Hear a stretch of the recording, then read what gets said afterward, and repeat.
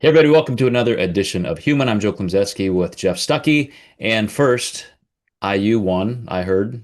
Penn State. You heard? I saw that catch. I, Dude. I knew you'd want to get it out of your system at some point, so we may as I, well I open mean, with that. this will, if you get me going on that, this will be a 9 hour podcast because, of course, the haters are saying that proves that we're not as good as we think we are. I'm saying Penn State has one of the most elite number of players on the planet, and that's their Super Bowl. And they played incredibly well. And you cannot argue with a drive in the last 1 minute, 47 seconds. I mean, it takes greatness to put that drive together. So, to all the haters, suck it.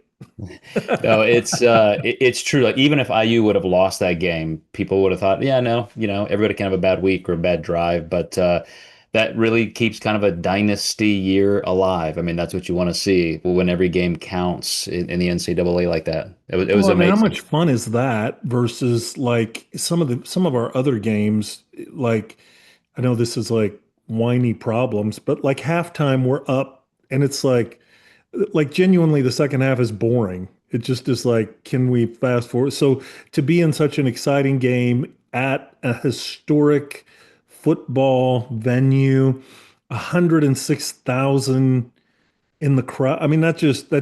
legendary shit right there. So yes, it was. Okay. It took me, I don't know, like, and I'll be honest, when Penn State scored, it's like, okay, well, Yeah.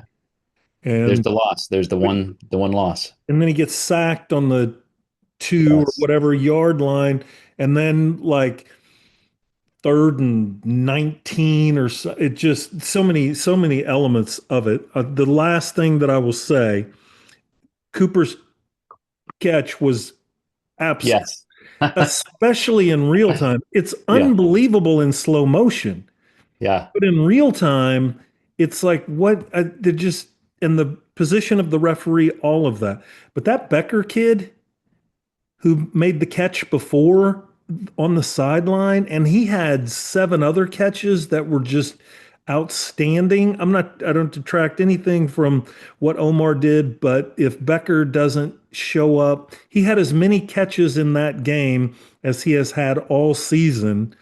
And I'm excited. I'll be in Bloomington this coming weekend. So Really gonna be that close. yeah, May this have may final, have to it's consider something. yeah, it's final home game, so I can't miss that. Okay, well, that is the kind of game that literally makes $100 million careers. So Cooper, on down the line, there are some plays and players that will be legendary from that.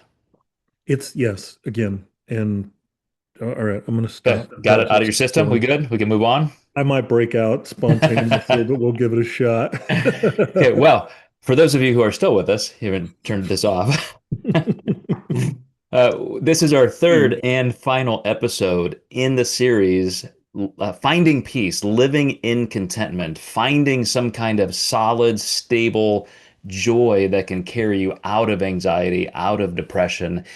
And I really had high hopes for this series, Jeff, and I kind of wobbled on the takeoff a little bit, but we're gonna land this thing perfectly because I got an assist with Anthropic. I have been experimenting with AI, and it is amazing because like a search engine, but better, and people would hate on me for even saying that because that's not the only capability.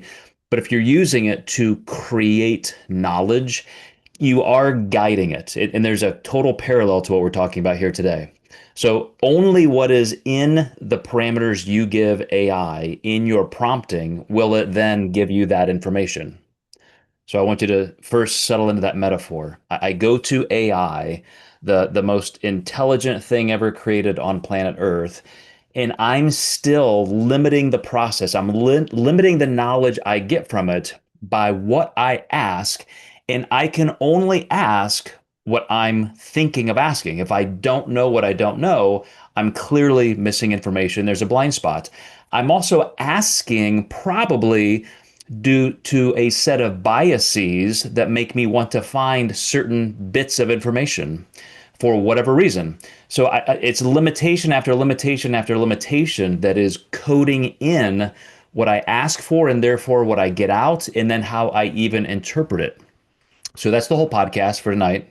That's we That's can leave the now. fucking metaphor that I'm supposed to hold on. Like, We're gonna unwrap it. We're gonna unwrap it as we go. But you do you have started. that? Do you have like a crayon drawing of that metaphor that I could? I actually, I'm giving a lecture pretty soon here in Evansville in a couple of weeks, and I was thinking of doing that. Like, I need a big whiteboard, and it's like city officials are going to be there, and I've thought of like dumbing it down that much to be funny. So good device. I like that. But you Uh, started this whole series with a principle that you would call primary in self-efficacy. If you are going to try to create contentment in your life, if you're going to try to find peace, you said a cornerstone of that is to at least have the worldview that you can change your circumstances, you can control it, you can affect it, you can improve it, and you have a really good way of defining that. So once again, tell us what self-efficacy means. damn, I didn't know I was going to be quizzed on my own stuff. Do you have the transcript? Can I just read the transcript? Yeah, I think you got this one down. Particularly in masculinity, because that's the domain that we are mostly talking in, is the ability to do difficult things well. And a subset of self-efficacy is the resilience, the ability to maintain the discomfort of not doing something well and getting to the point of being able to do it well. And then the resultant psychological, emotional effect of that is my belief in my ability to handle what life brings towards me. And I think that is an infinitely more valuable foundation than any notion of happiness. The belief that whatever comes at me, I can handle it. And I believe that that does lead to the we spend so much of our time like seeking emotional excitation, pleasure and happiness and all, and it's like I don't think that's our default setting. I think our default setting is, to throw it back to you, is peace. The lack of emotional excitation, the lack of being, whether it be a negative emotion or a positive emotion. I mean, that's taxing. To laugh hysterically at a joke it's taxing. It's pleasurably taxing.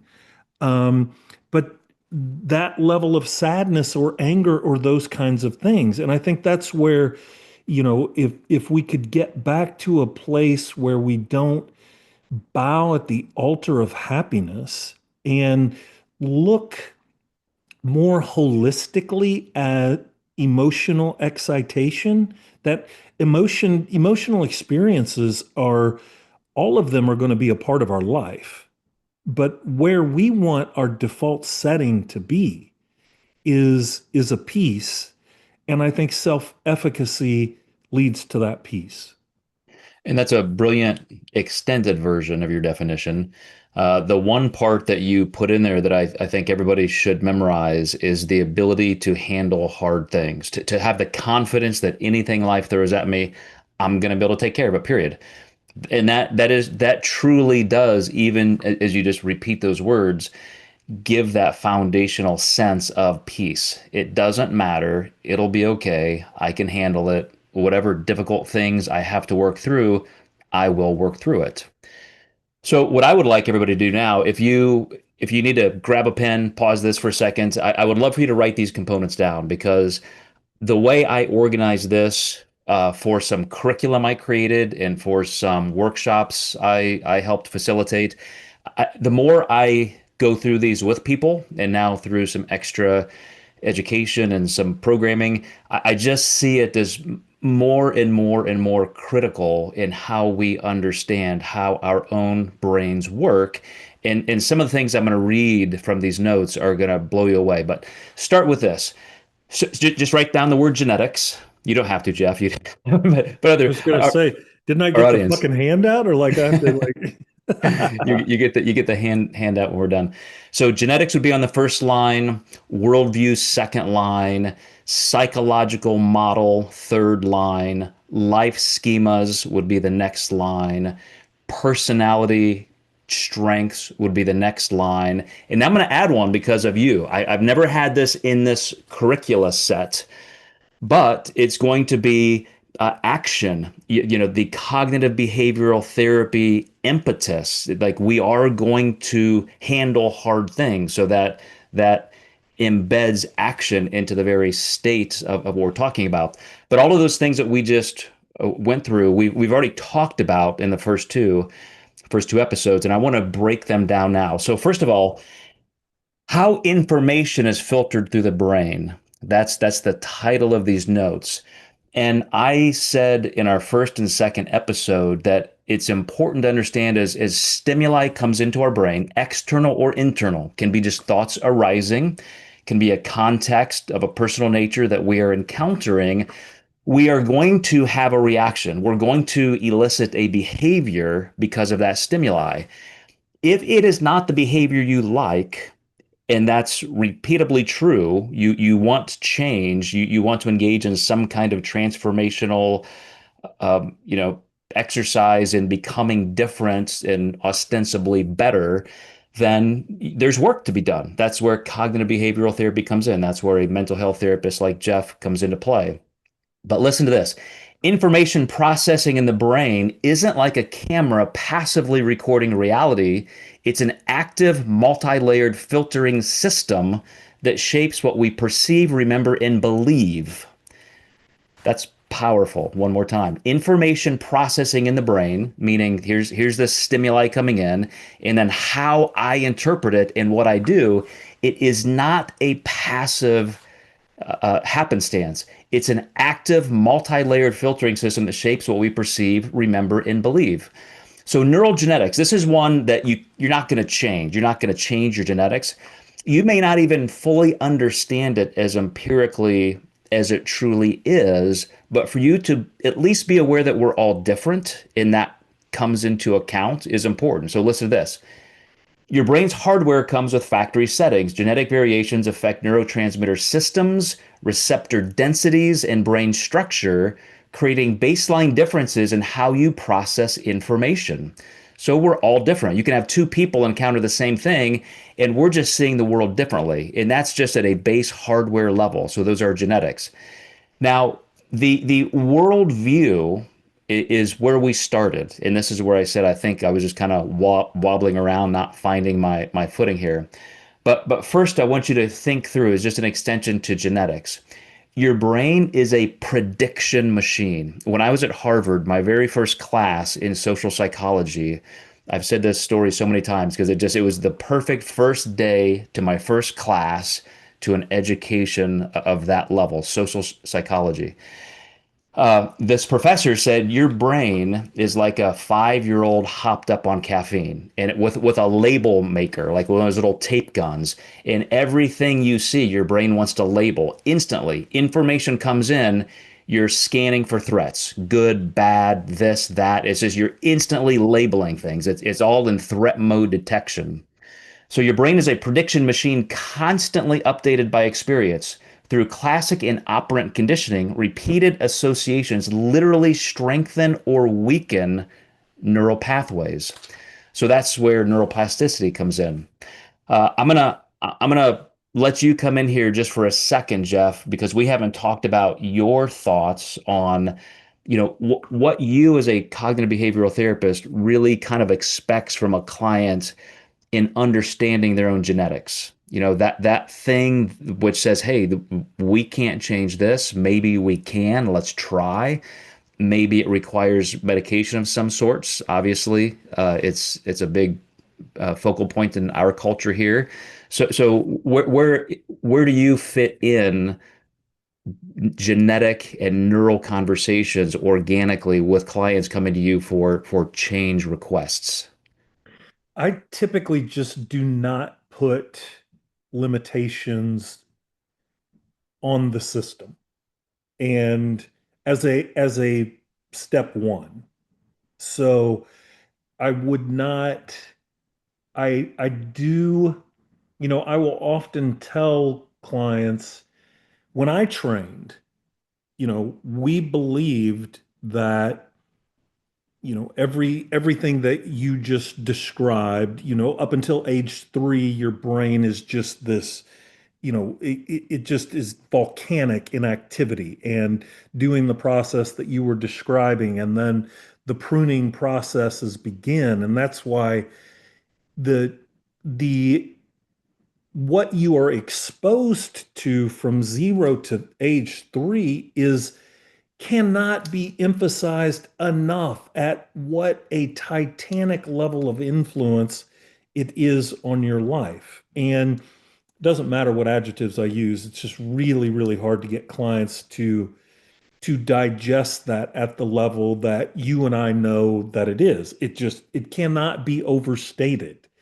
And to set that expectation, and once that pruning process begins, it starts to dictate which pathways remain active in the brain and which synapses become dormant. And again, during my training, we said by age 7, that's hardwired.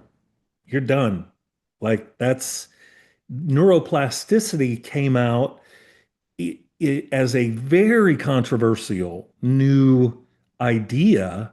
Um, uh, I I don't even know how far into my practice that I was, and it was like, okay, well, that's to the degree that that's true. I don't know, but there is enough truth in that really needs to be punctuated. That, and again,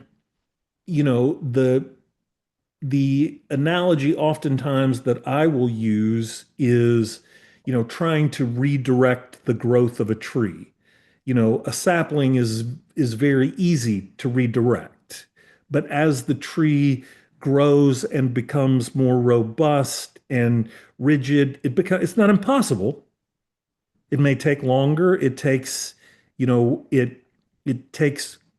tension applied much more strategically, and that's where, I think it was our last conversation where we talked about most people are not willing to do small enough steps long enough, which kind of fits into that analogy of redirecting the tree and giving it the tension, those kinds of things.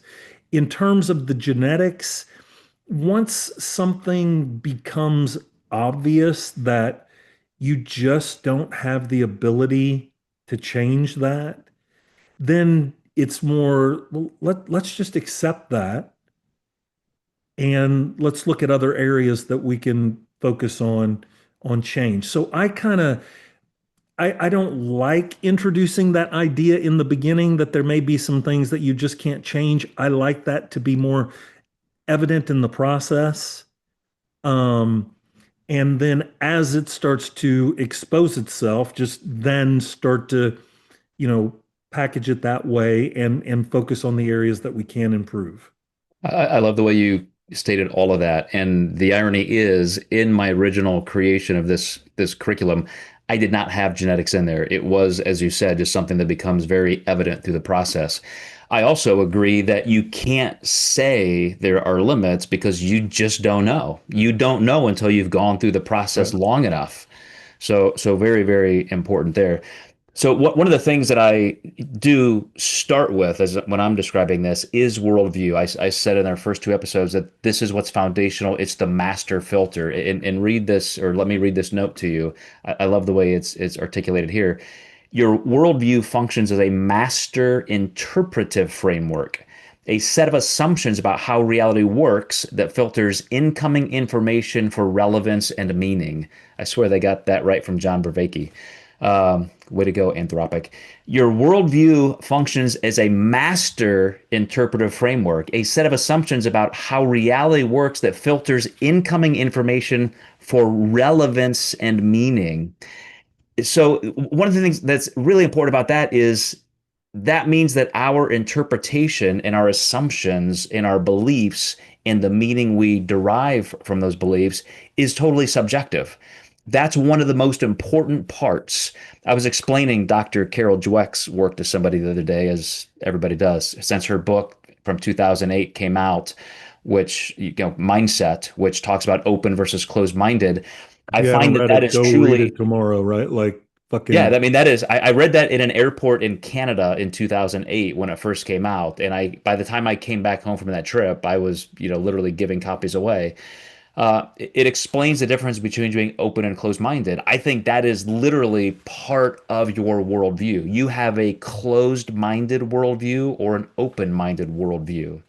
And I wanted to give people an example of this just through my own life, not to draw a lot of contrast, but to say what is a worldview? Why is it so important?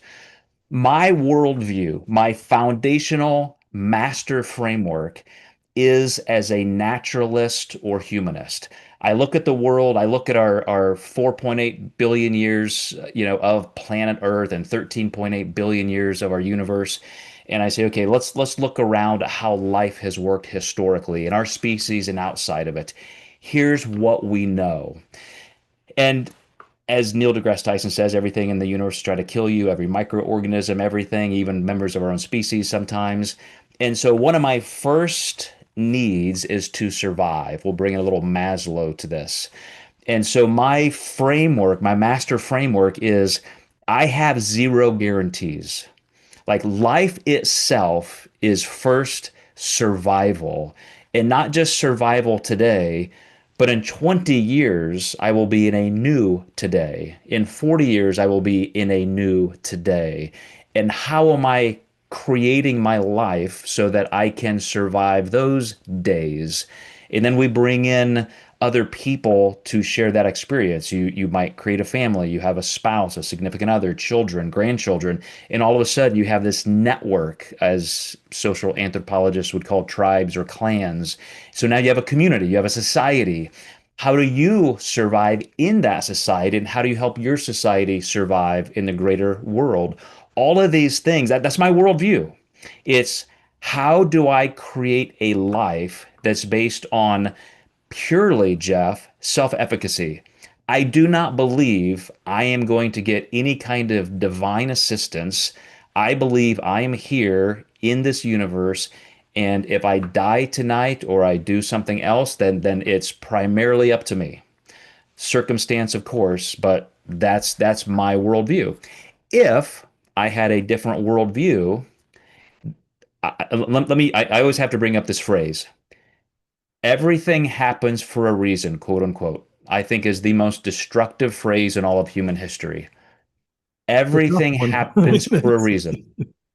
Everything happens for a reason, Jeff, means, well, when that tsunami hit Japan and 200,000 people drowned as infants were ripped from the cold, savage water from their mother's hands, and it just happens for a reason. When your spouse or your child dies of cancer, everything happens for a reason. You're instantly saying there is a force that is applying that reason, that cause, something that you would call omnipotent. And that is the most fucking evil thing I could ever imagine. well, That's the example, where that breaks down for me is, the number of clients that I've worked with that have been severely sexually abused in early childhood.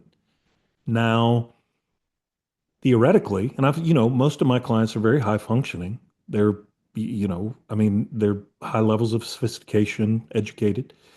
And to see, I could name you 15 names right now that earnestly engage in the therapeutic process and still suffer. And it's like, absolutely. oh, that's and I've said to people, the child molester dilemma. It's like next next to me is a room, and there's a man and there's a 4-year-old little girl. and the man is going to molest the child. You can do something or you can do nothing. You can get up and leave the room. You can sit up, you can sit and watch.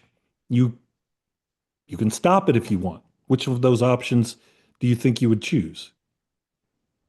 Most people say they would choose it. And it's like, so there is Choose to this, stop it. Choose to yeah, stop it. choose to stop it. And there's like, okay, I don't Right. know what the divine is doing while it's happening, but they're not. And it's like, and I don't raise that point purely to be a dick. I mean, mostly to be a dick, but it's like, I think it deserves contemplation. Well, that's why I said I wanted to not, highlight the contrast, but I want to say my worldview is not that because I do believe in self-efficacy. If I believe this life is just a trial run and, hey, you get a score and you move on and you go to the next life in any way, I mean, lots of different worldviews believe that, then it totally puts me in a space of passivity here. It doesn't really matter. I'm just here to wait for the big one. This is just, Sure. you know. And so again, my interpretation of my worldview is one that propels me into action. I have one life and I'm gonna make it whatever I want to make it. And I think my life is evident of that. I think you can look at the things I do and say, yeah, that's a guy who definitely wants to get the most out of life. But there's also that collective element that I'm not here alone. And so I want to help other people live that sort of fulfilled life. I want them to find contentment. I want them to find the reward of ambition and self-efficacy. So that's my worldview. And from that worldview, then derives schemas, life schemas. So now what's going to orient me and align me to that worldview? It's going to be, as I said, action. I'm very action oriented. I'm very other centered. I want other people to have those opportunities. So those are life schemas. But I would ask you kind of the same thing. If as you are hearing some of my nuanced caveats in all of this. In worldview is that master interpretive filter. Is that something you had used before with clients? Do you ever address that? I probably break it down much smaller to values. What do you specifically value? And then to what degree do you live out that value? You say, I'm making shit up just for the sake of illustration. Okay, so you say that your children are the most important thing. Then how do you tell me how you're acting on that? What is the behavioral expression of that every day? And what I find is that most people will pretty quickly become defensive. And, I try to posture it like I'm not attacking you. I'm not even saying that I doubt that that's your number one value. But if your behaviors are not in alignment with that value, it's probably why you're fucking depressed. It needs some examination. Is as I align my highest values, whatever, give me your three highest values, whatever that would be. Okay, now let's assess those. If they're incongruent, okay, you're saying this is the most important thing. My marriage is the most important thing, but you're not doing a single thing to improve the quality of your marriage. We have to account for that incongruence. Do you not really value that? Which is fine. If you don't, fuck my marriage. That's up to you. They're your values.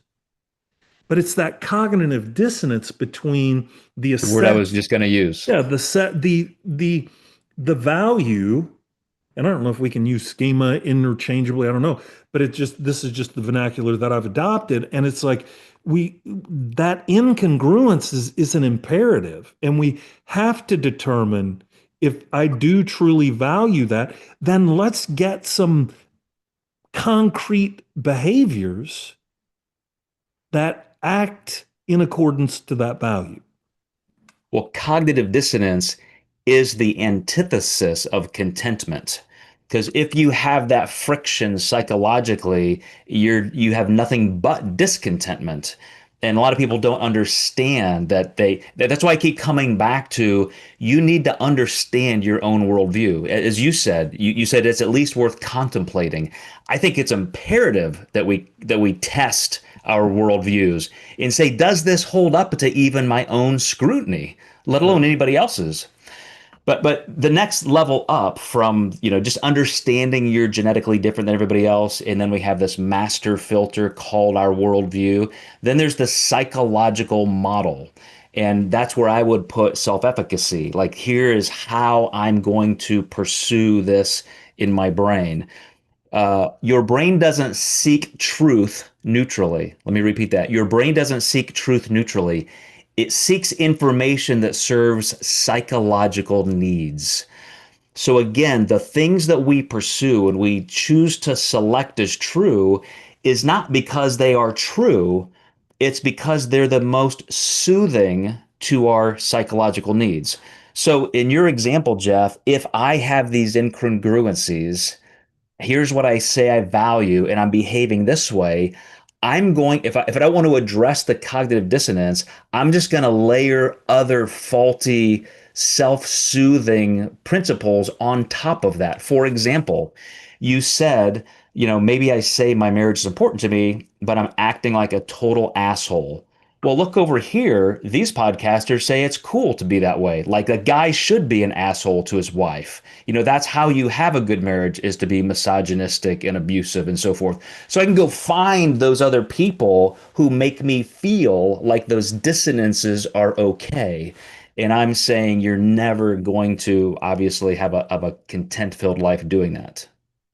I would concur completely. Yeah. So let me give you this one more thing. I'm going to pitch it back to you because you had a question about schemas as values. Schemas are mental templates built from the experience that tell you what to expect. They're like apps running in the background, automatically categorizing and interpreting information.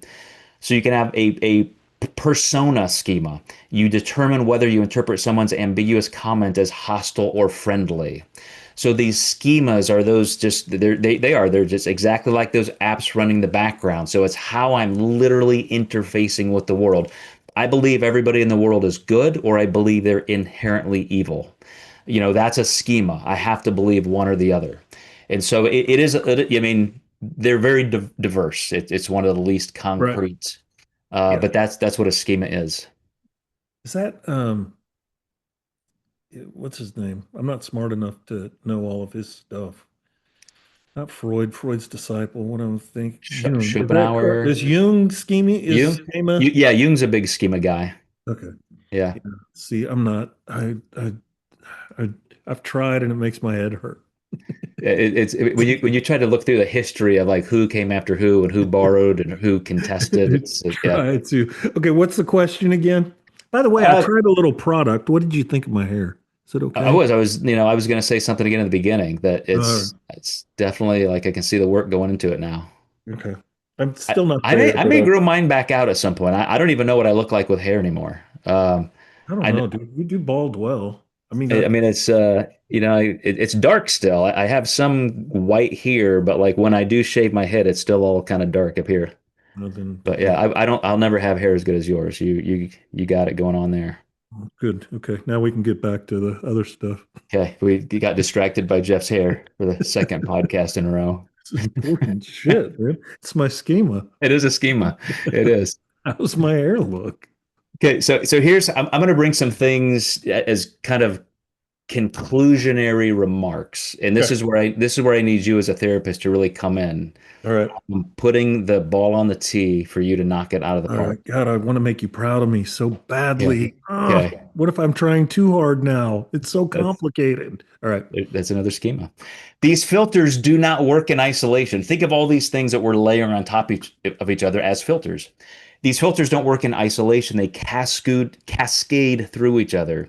Your genetics influence your personality, which shapes what conditioning you're sensitive to, which builds particular schemas, which form your worldview, which creates psychological incentives that reinforce the whole system. Here's what's important. Just knowing that all that stuff is just pinging around in your brain.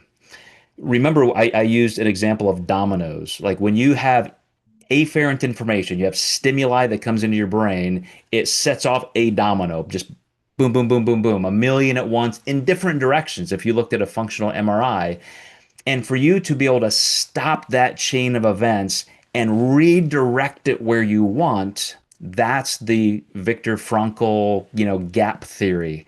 And that there's I mean, that's 100% true. And that's part of the exercise of your own conditioning of neuroplasticity. Here's two big summary statements. The Okay. encouraging truth is that while you can't rewrite your genetic code, you can significantly reshape how information flows through your brain, which is my entire thesis. That's how we change our behavior. We're changing physically, biochemically, how that information is actually traveling through our brain, through neurons. Neuroplasticity means these filters are malleable, not fixed. Here's what makes this work. You change your filters by accepting that you have them. You examine your worldview. You understand what your psychological incentives are. Are you struggling for autonomy in your life? Are you struggling for competence? Are you struggling for relational connection? Those are all three different parts of your brain. Whichever one you feel is your greatest need, your greatest deficit, that's the hot spot. You're always going to, reroute information right there to your brain. If I have relational needs, if I feel like nobody ever likes me, I always have to try to win people over, I'm always the oddball and I'm trying to impress people, then that's always going to be how I interpret every bit of data first. And so I have to understand I even have that as a filter. So the moment you stop defending your current way of thinking, your current filtering methods as objective reality and recognize it just as one possible interpretation, you've already begun changing. That's how that's an awakening moment. That is a truly enlightenment moment when you can say, wow, I can change my thoughts. I can have a thought and I can say, I would normally do this, but I'm going to think about this for a second and I'm going to practice something else because my therapist, Jeff Stucke, is guiding me in that process. The goal isn't to eliminate filters, but to make them more flexible, transparent, and aligned with your genuine values rather than unconscious conditioning. You'll never see reality as it is, but you can see it from angles with more nuance and greater awareness of how your particular brain is shaping the view. So, this kind of brain mapping, neural mapping, I'm going to, like you said, small steps over time, small steps consistently over time, I can recreate how my brain responds, which is how I can guide it toward greater contentment. So that's where both wisdom and contentment emerge. Anthropic, Claude, actually used our title, in this summary paragraph.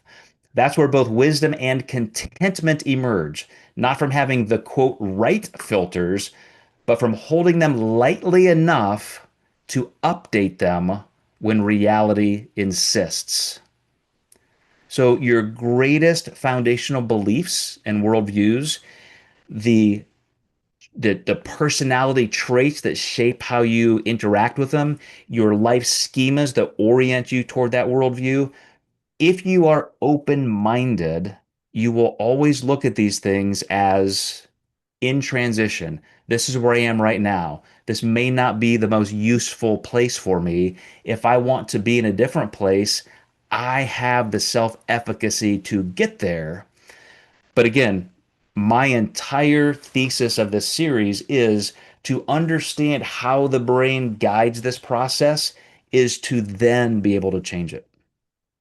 Yes. And I think I come at it from the other end of, again, it being a dynamic exchange, right? Of what is the behavior that I want to change?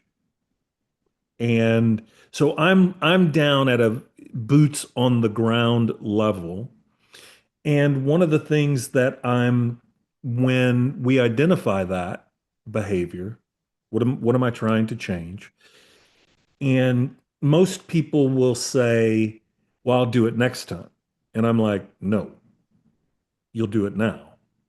If it is taking on something, if somebody has a lack of boundaries and they took on something that it's now just a source of stress, they're not going to be able to, it's like you go tell the person, I apologize, I am just not going to be able to do this. And we're not, because that's, and once it's on that level of concreteness, right? We're no conceptual whatsoever. It is like we are now down, we're in that little space that Frankl talks about. It's like you go now. You don't wait until next time because you're just going to keep waiting until next time. So once we concretely, we're no longer in the conceptual. This is an exact instance of the stimulus and response that we are training. You go now into that space. And if you're consumed right now, well, I told him I would, and if I told you're back functioning in the schema that we are trying to change. You life happens. Sometimes I take on more than I can take on. The solution to that is not doing it poorly and stressing myself out. It is acknowledging, this is just one example. I don't know why, but I mean, but this is where I'm in the weeds and where I start to see then this starts to compound, right? It's like, I think one of my basic, it's like oxygen masks on the airplane. You have to have it on you first. You have to know what that is, that those specific things of how I keep the oxygen mask on me so that I now can help an infinite number of passengers, not a finite number of passengers before I pass out. And then as that starts to build momentum, then that starts to become more expansive up into the area that you're talking about. Now I can Yeah, start. and that's why you're the therapist. I mean, obviously, somebody who comes to you in distress, they're not ready to sit down for a neuroanatomy lecture. Like you literally like that's the difference between you and me, right? That's why you're a great therapist and You're I am you're not. like, okay, can you be quiet? Because I want to tell you about something really cool. Exactly. Yes, that's what I would do. So again, I mean that's like that is perfect. You just gave another great example of how we're all so different. The way you interpret things and then apply them in your context of life as a therapist is different than me. I'm an academic who just reads and writes stuff and tries to synthesize it and put it together in ways that other people can benefit. And that's not useful to everybody in a time of, real pain. So I want to go back to just this thing that I started with. Your brain's hardware comes with factory settings. Information processing isn't passive. It's not a recording of quote reality. It's an active, multi-layered filtering system that shapes what we perceive, remember, and believe. So I know big beliefs, worldview beliefs are hard to change, and we typically only go through that process once or twice in our lives, if at all. But Unless we go to sometimes, Peru. yeah, well, sometimes if somebody is in so much pain, so much psychological, emotional pain, I would argue like something in their brain is grinding against their own worldviews. Something is just if you're content all those systems are working. It could be, I don't even want to use the word objective. It could just be 100% different than somebody else's. But if you're content and that's working for you, you're probably okay. I would still say examine those things, scrutinize, like hold them up to other options in terms of schemas and beliefs and values. But at the same time, it at least shows me that you're living in alignment with your stated values. Well, and when I'm working with couples, And, couples don't want couples therapy. Couples want somebody to break the tie, right? Of who's right and who's wrong. And trying to get them to embrace the subjectivity of both of their experiences. And, you have an opportunity. That's one of the things that's so beautiful about marriage is that it can be, it, if done properly, it becomes expansive. I now, I now have the benefit of experiencing the world through you, and you have the benefit of experiencing the world through me. And just the richness and I think what that cultivates is just a genuine humility. And I think there's a lot of fucking peace in humility. Knowing everything about every goddamn thing is stressful. But having the humility that this person that I'm doing life with can expand my perspective, my buddy can expand my perspective, somebody that I meet walking down the sidewalk can expand my perspective. It I think that's useful. I think Seeing it's, humanity that way. well, I was going to say, how amazing is it, maybe in your life, in that of your kids, when you've gone out of your culture in a massive way? Like the first time you visited another country and, even go a step further, a third world country, or a culture in our own country that's just not like yours. And you realize, okay, like this happens every day and I didn't even know it. And these people think entirely differently than I do. And look how well they work together. Look how much they love each other. Look how happy they are. And isn't it bizarre? Like, I'll give you an example. This goes back into the religious political realm. But at the time of us recording this, Zoran Mamdani just got elected mayor of New York, and a seated United States senator said, well, now in just 2 or 3 years, every goddamn person in New York's going to be a Muslim. And I'm like, that's your first thought. Like a 34-year-old who happens to be of the Islamic faith, having, been born here, educated here, and lives here, and has been involved in city politics and sees himself as a public servant. That's I mean, you can see that guy's amygdala, right? It's just all threat perception. It's like, here's what I believe, this is my worldview, and now here's this person with a different worldview. And since I don't understand that person, they are automatically the other. They are the them, not the us. And that is what breaks down contentment outside of just me. I can't be content if I don't have a certain level of contentment with other people who I interact with. So that's where tribes come in, and these, even digital societies, just clubs that we think we belong to. These people, wherever they are, they believe like I do, so I feel like I'm one of them. Can transcend your own family and so forth. But that's the social psychology part of this. This whole series has been about me, you know, the way I interpret life, how do I build contentment?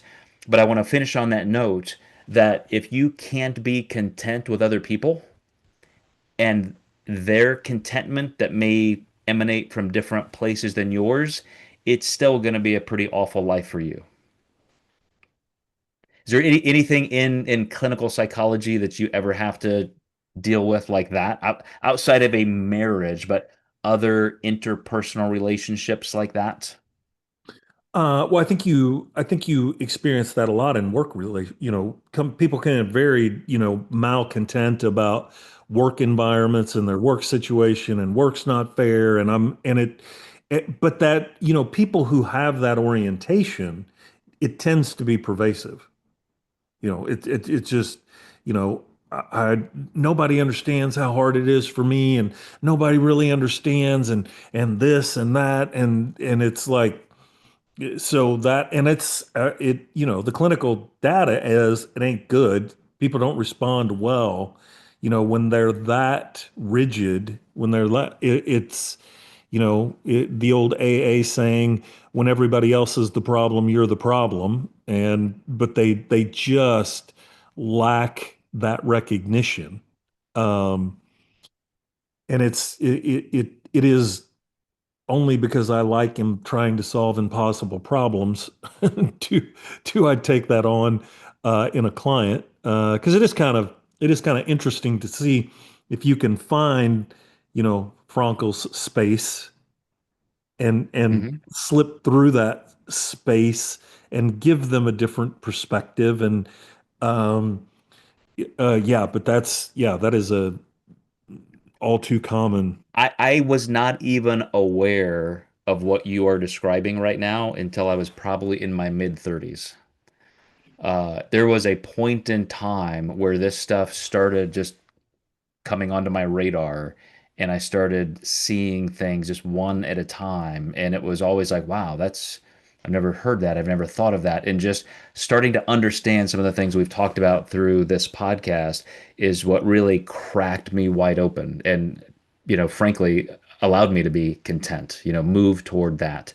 So as a prompt, I want to give you a question, and I don't know if this will elicit your prompt or if you have something else you want to share. But All right. going back to square one, if somebody comes into your office for the first time and says, I don't know what to do, I'm just not happy. I'm not happy. Maybe this is happening interpersonally, maybe occupationally, but Jeff, I'm here because I know I need help and I'm not happy.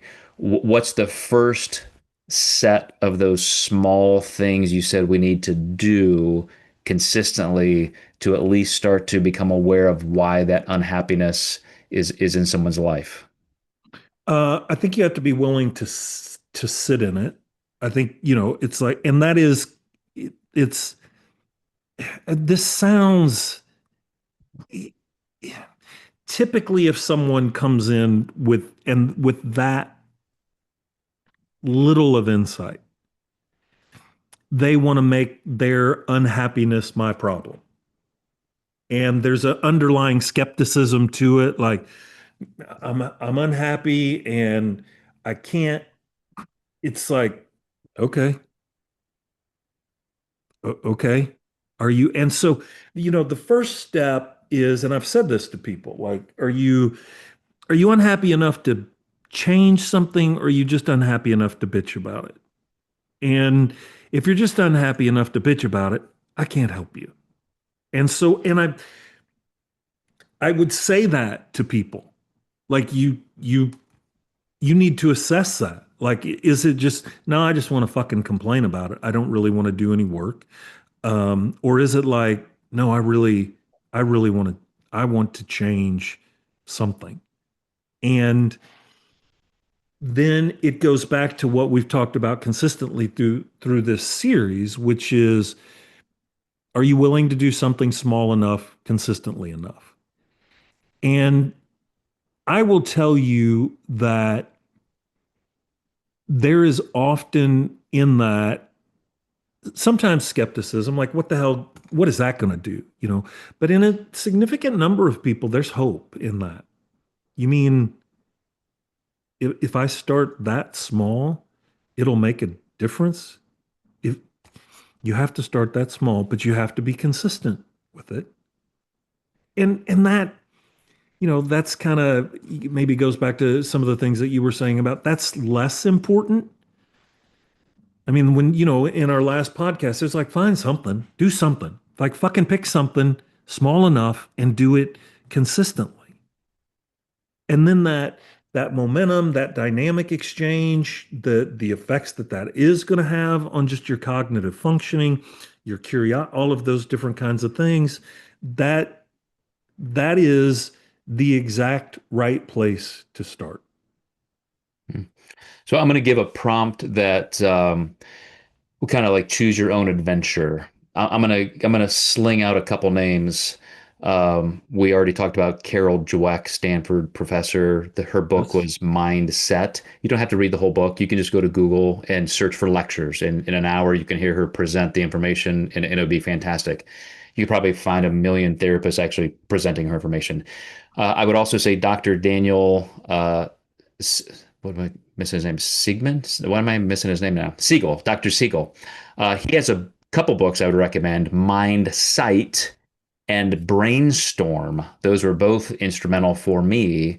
And then, of course, Martin Seligman, who is one of the founders of positive psychology and personality psychology.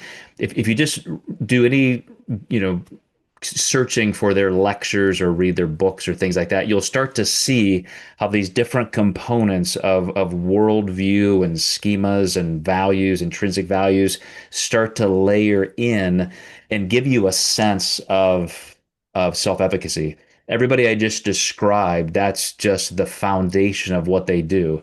Here's why I'm presenting this information, because I know you can immediately utilize it in your life to make change. Matter of fact, Dr. Siegel creates this like fist thing. I don't even know what he does, but the picture of the brain, like the brain stem, the limbic system and the cortex. And he talks about this first step of just controlling what part of your brain you're using just by having that little device you can look at. Like always, you can just look at your hand and you can remember those parts of your brain, which I think is brilliant. He also, Dr. Siegel, is the founder of this discipline, interpersonal neurobiology. He created that discipline of psychology and has his own lab at UCLA Medical School. And Jeff, it's this. It's you and I are two individuals. And because we are together right now having this interaction, we will never be the same. You and I, just due to one interaction, have now impacted each other in some way. And everybody you contact, you're going to have the opportunity to do that in the way you want, or just unknowingly, glibly, maybe even destructively. But the more intent you can have, the more intention, the more you will understand that through interpersonal, it's all right there in the title, interpersonal neurobiology, the structure of my brain physically is now changed because you and I spent this hour together, Jeff. Every time you interact with somebody, your brain will change and so will theirs. So why not have the intentionality to be changing your brain and helping them change theirs in positive, productive ways? 100%. Okay, Yes. that's the series on finding peace. You good with I that? have I Anything? have one prompt Okay, that goes along with that. This is my favorite story ever. nice. Okay, got my attention. Today was a difficult day, said Pooh. There was a pause. Do you want to talk about it? Asked Piglet. No, said Pooh. No, I don't think I do. That's okay, said Piglet. And he came and sat beside Pooh. And he took Pooh's paw and he held it tight. And soon they were both dozing side by side, Pooh and Piglet, with the difficult day forgotten. I think sometimes we underestimate just showing up. You And said you said you wanted to make this simple today to wrap it up, and that's perfect. don't ever, ever, ever underestimate the profound power in just showing up for somebody. If you have the opportunity to do it, seize it. Do not talk yourself out of it. Do not minimize what it would mean to somebody else. Given the climate that we live in, we desperately need to just show up for each other. In case somebody stumbles upon this episode first, can you reshare the story of what you sometimes do because you live close to a medical center? It's one of the best things you've ever told me about couples in Yeah, wheelchairs and so forth. I live on Lake Michigan, and there's the couples taking walks, pushing their partner in their wheelchair. And if I'm on the trail, I'll just stop and ask. If you don't mind, I'd be happy to push for a little while, and you two can walk together. Um, and it's magical. I mean, nothing has, and I didn't even, it was it was not premeditated. I just saw a woman that she seemed to be struggling and she was incredibly grateful, and they held hands while I listened to my music and pushed him on their way. Um, and it's, it was, it, the impact that it has made within me has been absolutely incredible. And Hearing that, Jeff, I mean, again, because I'm an introvert and I would never even think of that, now it's making me look for opportunities to do things like that. That's interpersonal neurobiology. You have changed me in a way that I want to be better for people like that. That's perfect. Thank you. We thank will see you. you guys next time in Human. We got to come up with a new series. We'll do that off mic so you don't have to hear all of our machinations and deliberations. But again, thank you guys for watching, listening. Share these with people that you think may need a hand in some of these areas. We've talked about masculinity as such a hot topic right now. We have a series on marriage, in this one in finding peace and contentment. We'll see you next time in Human.